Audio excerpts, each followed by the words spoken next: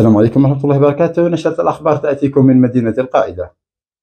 وصل الأخ أديب العريقي إلى مدينة القائدة وقام بزيارة تفقدية إلى بعض الشباب، وصر على هروبه من قفص العزوبية إلى قفص المتزوجين. واليوم سيكون معنا عدد من المراسلين سيغطون معنا هذه التغطية.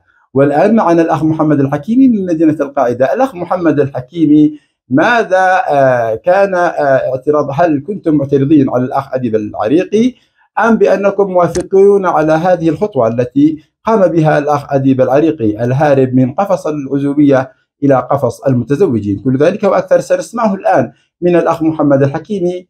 تفضل الأخ محمد الحكيمي، نحن نسمعك.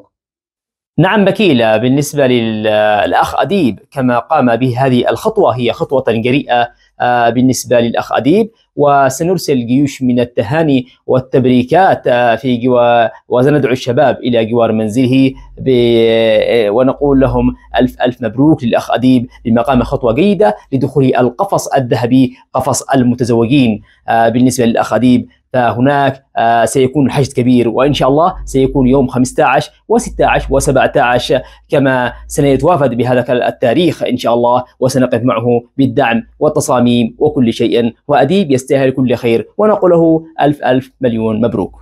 كان معنا الأخ محمد الحكيمي من مدينة القائدة وقد أوضح الأمر والكلام. والآن مع الأخ محمد فهمي.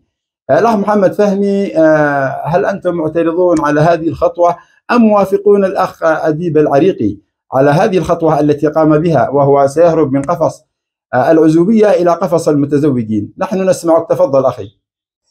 شكرا أخي بكير. أنا أعترض على الأخ أديب أنه سوف يهرب من قفص العزوبية إلى قفص المتزوجين، ونريد جميع الشباب القاعدة أن يخرجوا معنا في مظاهرة تاريخ 15 و16 و17.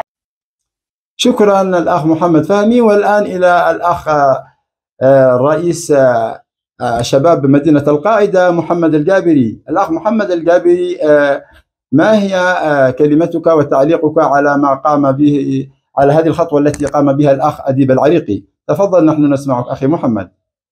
نعم أخي بكيل، نحن نرفض ما قام به أديب العريقي، أنه يخرج من قفص العزوبية إلى قفص المزوجين. فنحن ندعو جميع شباب مدينة القاعدة أن يخرجون مظاهرة في تاريخ 15 و16 و17 أمام منزل أديب العريقي، ونرسل له جميع التهانيات والتبريكات، وشكرا لكم. وصلنا الآن إلى نهاية رشرة الأخبار. كنت معكم أنا بكيل الحيمي، ونبعث أيضا بجيش من التهاني والتبريكات محملة بأرجل من الفضل الياسمين لفخامة العريس الغالي على قلوبنا جميعا أديب العريقي، ونقول له بارك الله لك وبارك عليك وجمع بينكما في خير ولا خير. هذه التهنئة مني أنا ومن جميع الطاقم وإخواني، والسلام عليكم ورحمة الله وبركاته. كان معكم في النشرة بكيل الحيمي، وداعا.